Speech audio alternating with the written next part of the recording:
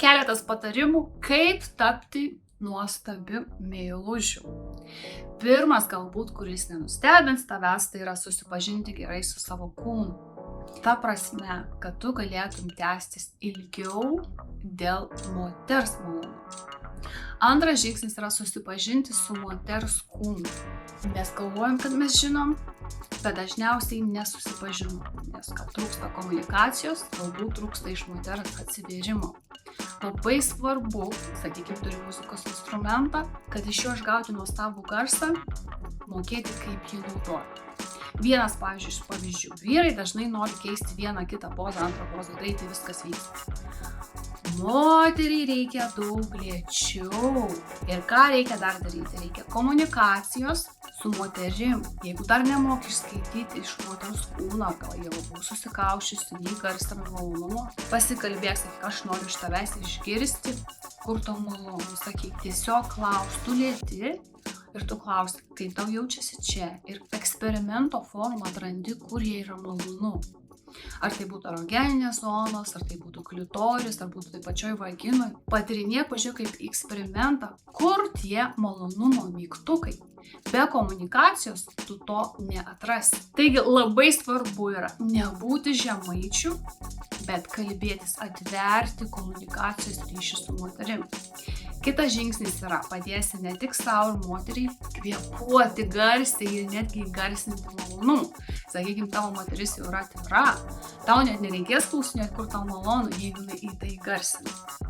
Tai jeigu to nėra, kalbamės. Jeigu tas yra, stebėk jos įgarsinimą, jos kvėpavimą.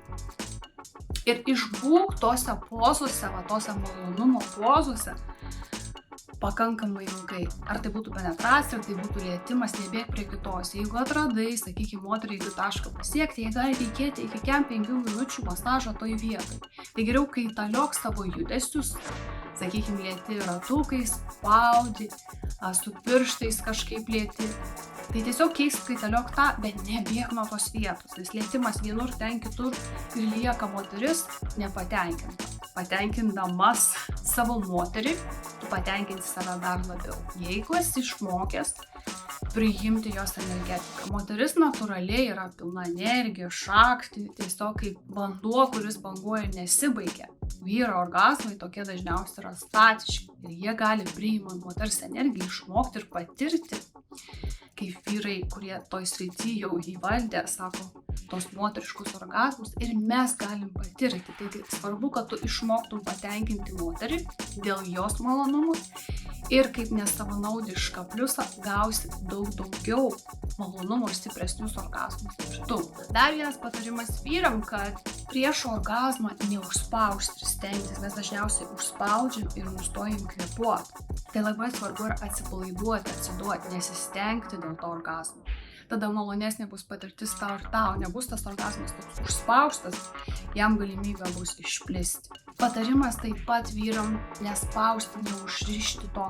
Aš dabar darysiu viską dėl tavęs, kad tik tu pasiektum tą orgazmą. Tu užkrauni moteriai tokį įsipareigojimą, performansą, kad jin turi tą orgazmą pasiekti. Tiesiog padėk jai patirti daugiau malonumo, bet orgazmą padėk į šalį. Niekada nesakyk, kam, žinai, kad jis būna, kad spaudžia, kad tu pajaus daugiau, kur tas tavo orgazmas. Jis pradingus, jis gali pabėgti. Ir gali, pavyzdžiui, prieš mylėjimosi sesiją sutarti netgi, kad šios sesijos tikslas patirti daug malonumų.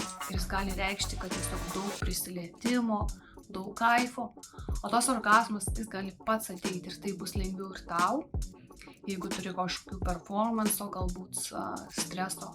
Padės abiem tą nuimti ir tiesiog patirti daugiau kaifo. O jeigu kažkas eigoje įvyks, nuostabu. Nesgi orgazmas, kuo labiau stengiamės, tuo labiau jis bėga nuo mūsų. Taigi, padarykim tikslą, intenciją, patirti daugiau malonumo ir paleisti prisirišimą prie rezultatų.